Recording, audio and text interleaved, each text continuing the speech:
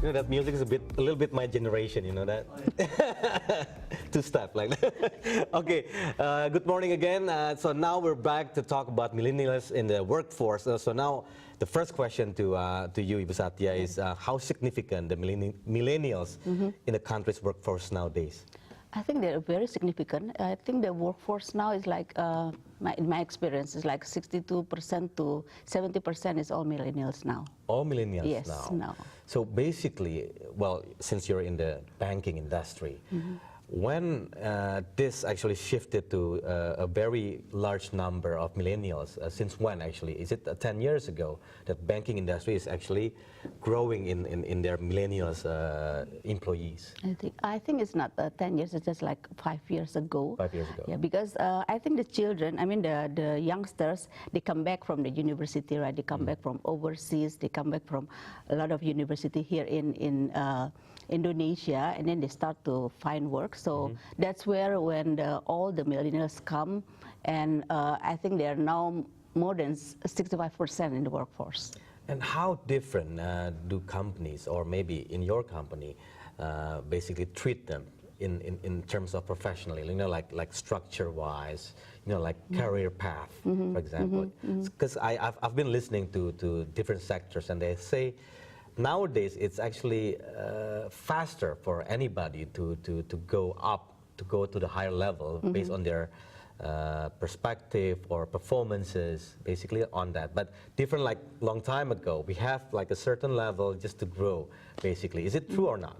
I think it's true. If I could share something about the three generations, the baby boomers, the Gen X, and the Gen Y now, which is the millennials. Baby boomers, like maybe myself, we tend very loyal, we are very committed, and we're very hardworking. Second is the Gen X. Gen X is, they are very go-getters. They want professional development and career, but they're not so loyal. So if they don't find that in the company, they actually would try to find another company. They're very mobile. They're very mobile. Not so mobile as the Gen Y. But they have loyalty issues. Yes, they have a little bit of loyalty issues. Well, the Gen Y, they're very creative. They're intelligent. They come from universities, very good universities abroad. They're very intelligent. They are smart and also very digital savvy. But from experience, they are not too loyal. They are not loyal because a lot of time they want something instant. They wanted something instant. When I actually have the conversation with them, when I interview them, they will always say, okay, how many years I'm going to be a manager? How many years I'm going to be an executive? And if that doesn't happen, they actually just leave us. They just actually leave us. Because in their mind is a lot of what is it for me, and they have now the opportunity to be opening their own businesses. Okay, but so this kind of generation actually changing, they've been changing the cultures as well in companies. Do you agree that? Do you agree with that? I think so, but it also depends on the companies where they work, because they actually also find 75% of them actually find the company who has the value as their values. So it goes shifting after they actually think that the company is giving the values as what they have. Okay, so what kind of learning did you get in terms of, you know, adapting with this generation? So do you actually change the way you treat them, basically, in the workplace? Yes, we do that because we listen and we wanted to give them something different that can cater their interests. So for us in DBS, we have a lot of things that we do it flexibility, in terms of flexibility. Say like working clothes. We actually have a smart casual day all week. All week? All week. So they can wear jeans, they can wear shirts, they can wear anything, except if they meet customer or clients. Okay. Yeah, but all week they can actually just be casual. And then we also have this working flexibility in working hours. Working hours as well? Yes, okay. yes. How do you change them? So they can actually come earlier and go earlier, or they come later and go later. But still 8 hours a day? Still 8 hours, because that's the government regulation. All right, yeah. okay. But it's very flexible. It's very flexible. So they tend to just adjust it and schedule it with their managers. Okay, how about, since you mentioned about loyalty issues before that, how about the performance in terms of work-related issues? Do they actually work well compared to previous generation? They work well if we actually give them targets. They really work well with the given targets. But of course, they also need mentoring. That's the key word also. They actually needed mentoring because they are very sure of themselves. Right? They're very sure of themselves, and they think that they can do that. So a lot of mentoring is actually that we give them also. In terms of performance, they're very good. They're very good. But yes, if you don't have a career path that is actually very, they can actually see it, they go. All right. So can you give us an example of, maybe one or two cases that that applies on a company that has not adapting with this generation, the way they treat the employees, the younger employees, still the same that like they always be, and actually, like losing them, like periodically, like in stages. For example, if one company keep losing their young employees and keep hiring all the time, do you see all that cases lately in other companies? I think no. I think companies all are shifting to catering the millennials because I see that a lot of turnover is actually like 3 or 4 years before, where we don't actually cater for millennials. Now I see that a lot of companies is also doing that. I mean, but we are the first bank who is actually giving a lot of flexibility. Okay. We are the first bank. When you mentioned they want everything to be fast. So how fast do they need to finish any job, basically, in their career to go, to the higher level? Like you said, they always ask, when am I, promoted to be manager? Okay, so we have also a career ladder, and we give them rotations. So to keep them not bored, we actually give rotations. We have this 2+2 rotation program. When you're already 2 years in that role, you can actually move to another role in 2 months' time. Okay. And then the career ladder also is not that we actually have a certain career ladder. When you are a talent, you can actually go like 1 to 2 years to another level. Okay. And how about in terms of payment? You don't need to say the numbers, but in terms of payment level for millennials compared to the previous generation, what do you think about that? I think we are in the market also because in terms of payment, we always have to compare ourselves with the markets, and we always wanting to be the same with the market. So we give them actually payments which is also very competitive with the markets. Very competitive, but in terms of leveling, so of course, it's so much higher compared to previous in certain industries for previous generations, right? Yes, we do that. We do that because for them, like what I said. The importance of level and importance of becoming like a manager for them is much more important than maybe the Generation X or baby boomers at the time. And they have maybe better or much better education compared to previous generation. All right, so one study says that they are cut and paste generation. So in terms of keeping them in one company, like you said, you keep rolling them to different division or mission, for example, or positions. But in terms of growing the market, growing the company with this generation, is it easy or hard, basically? I think it's actually easy. For them, I think it's actually easy because we try to listen and we do all the flexibility for them. But I think the most challenging is how we actually do assimilation between these millennials and the Generation X. Because a lot of how to bridge them. Because the Generation X, they actually is now the team leaders. A lot of them are the heads of these millennials, and they have the mind thinking that you need to work hard. You need to work hard. While these millennials thinks that it's instant. It's instant, right? I work hard, I give my result, and boom, I become a manager. This is not the case with the Generation X. Generation X will think about it is a marathon. Right? Yes. It's a marathon, so you need to really work very hard before you gain something. And then you can get that position. That position. So that's the challenge in the company now. How we bridge between the millennials and the Generation X or the Generation baby boomers. Okay, I'm learning a lot here too. Management skills. All right. Thank you so much. But we'll come back after the breaks. We'll come back with more discussion about millennials in the workforce. So don't go anywhere. We'll be right back.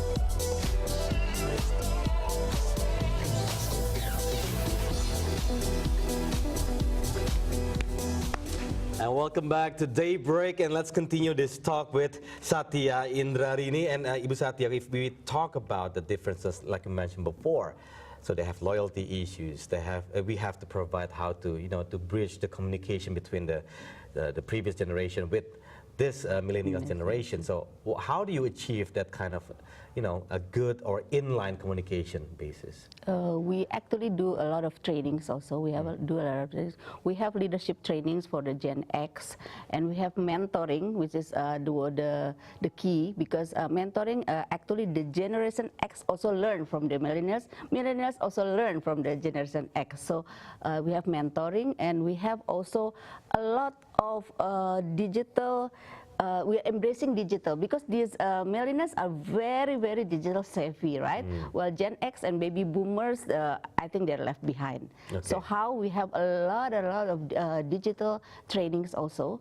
So we put all the Generation X and the millennials together, so they learn how to make a startup, learn what is digital. So everybody has the same values and has the same perception. So the previous generation will have Snapchat in your company.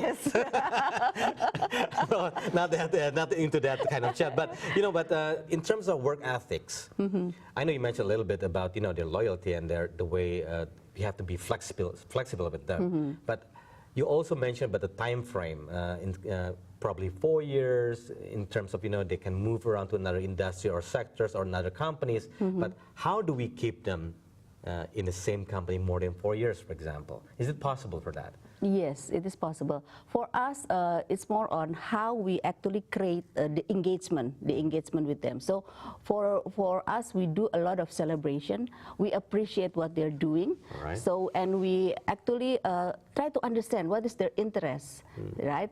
So we do a lot of things, projects and everything, and we include them. We include them so they know that the company is growing and they contribute something. Okay. So by that, I think they like to stay because they want to see, say, if you're in a project which is going to be launched in like 2 years' time, they actually wanted to see that the project is a success. So they stay with us. Okay. They stay with us. But how about the baby boomers in the company? Do they actually adapting as well or not? The baby boomers, they have to, like myself. Okay. I'm now very active in the social media also because I want to know. Twitter. Yes, Twitter. Facebook. IG, Facebook. Nice. And everything. And Snapchat also. I'm starting Snapchat too. Yeah. Great. Okay, so baby boomers adapting, also try to learn to communicate with millennials. But in terms of industry, what kind of industry that this generation, millennials, are good at, basically, are suitable at? I think most industries, they are suitable, but I think the thing is, is how the industry can give them flexibility. So I think they're suitable in anything, banking, FMG, but they have to have the flexibility. So if you can actually capture that for them, then they're fine. Then they're fine, and they will give their very good performance. Okay, can you give me an example what kind of training in terms of building their leadership, building their teamwork, building their communication skills? How do we do that? We have a lot of leadership training, and now we are also shifting from the classroom leadership training to a mobile thing. Mobile. So we put leadership in the mobile. So when you actually in the car or everywhere, you can actually read the mini series of leadership. And then we have also a chatting session in the mobile also. Well, when you actually read it, you want to ask, you ask, and somebody from your peers will actually answers you. So that kind of leadership training, not the leadership training that you're sitting in a class and somebody was saying, oh, this is the supervisory skills and things like that. No, it's just we actually put up cases in the mobile phone, and then they can read it, and then when they don't understand how this the decision making is or anything, they can ask. So it's really interactive. It's very interactive. Okay, and you also mentioned, but they need to get involved in the target, in a certain target, right? Yes. So they can, they can work hard to achieve that target. Yes. But in terms of having a meeting with millennials, what kind of meeting that actually apply basically if we have a meeting with millennials? Because I believe that you also are involved in certain meetings with millennials, how they talk, how you share your opinions, but how do you build up a very productive communication in a meeting with millennials? First, it has to be, you don't put them in a room. You don't put it in a room, a meeting room. So we do meetings in Starbucks. Okay. We do meetings in coffee shop. We do meeting also in training rooms. Our training room is also very flexible. We have bean bags. You don't put them in one table, right? But you have bean bags and everywhere. So and then we started to talk. We ask their input also. It's not us only talking to them, but they also talking to us. So a lot of times we have like a discussion, more on discussion than meeting. Okay. And it helps. But some people said that they also have weakness, that they like to be catered with like information, support, for example, just to to give them a very nice and clean road to move, basically to walk. So do you agree with that? Yes, I agree, and that's why we need to have means to actually give that kind of information to them, which is, I think, the use of handphones. Okay. Yeah, the use of a lot of media. Okay. To help them. I would like to get the opinion from that youngsters or the DJ, for example. So DJ Iyal, can you actually explain to me the difference between young DJs to the previous generation DJs? I think the fine line between the old DJs and the more younger DJs. Yeah, I'm not saying old. I'm saying baby boomers. Professional experience more. Yeah. I mean, of course, the experience. Yeah. I mean, young DJs has lack of experience, but it doesn't really matter anyway, because what we really need is actually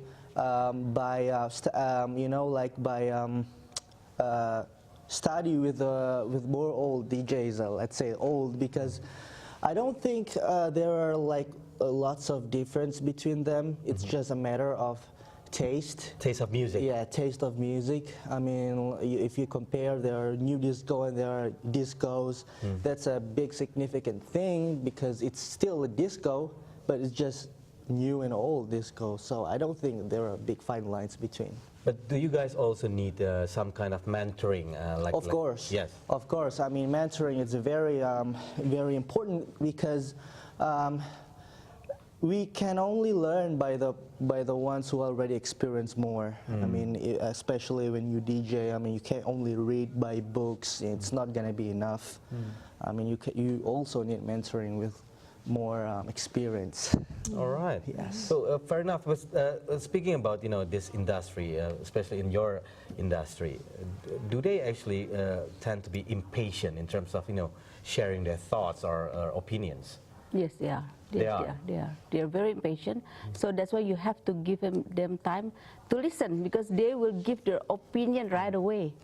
They want to give their opinion right away. So in terms of SOP, for example, do you actually, since you mentioned flexible, are you stick with the rules or regulations, or do you actually, okay, since they're, we have to treat them differently, we have to be flexible of changing these rules. So do banks or maybe in your company change SOPs or like alter them, for example? No, because banking is very regulated, right? All Banking right. is very regulated, so we don't change SOP, which is the SOP that is really regulated. We don't. But we actually change things that that we can do it more flexible, like benefit or anything. But no SOP. Oh, Benefits. We also Working hours. Working Oh, okay. hours, benefit, working space, because they actually can work from anywhere. In our cases, they can work from anywhere. They can work from Starbucks. They can.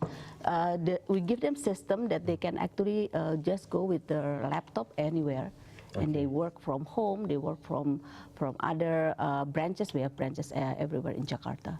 And in the first segment, you said that youngsters nowadays or millennials nowadays tend to, build their own startups. How about in the industry? Do you have like a less number of people who apply in the industry or not? We still have, but not that much because of the startup company. Or if they actually join us, they will only stay like maximums like 2 or 3 years. Because 2 or 3 years? Because they want to actually start their own companies, start up and things like that. Right. But the good thing is by having them, because their thinking is always startup, right? So if we have project, we have innovative projects, they're very good. They are very good. So still you can have them as partner, for example, Yes, or yes. maybe someone who can help the project of the bigger industry as well. Yes. All right. Okay, Ibu Satia Indrarini, thank you so much for being here Okay. in the morning. So now, coming up, we will check out this camera. This camera or that camera? This one. Okay, coming up, we will check out the current situation before the U.S. presidential debate. So we'll be right back. Don't go anywhere. In Daybreak. What the heck? Okay. Okay.